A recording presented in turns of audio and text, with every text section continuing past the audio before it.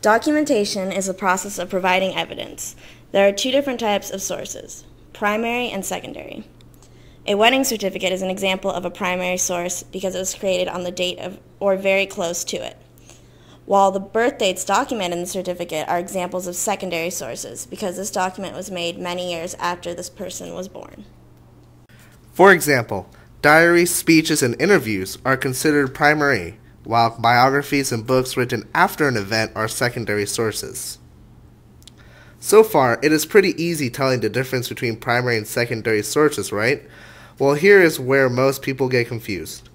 Some secondary sources can also be primary sources. A book about Abraham Lincoln's famous Gettysburg Address can be looked at as both a primary and a secondary source.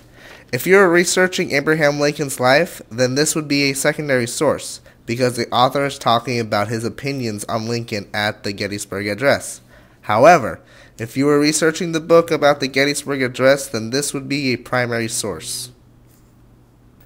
Besides primary and secondary sources, there's another type of documentation, tertiary sources. These sources are based off of secondary sources and are things such as dictionaries, encyclopedias, and even Wikipedia.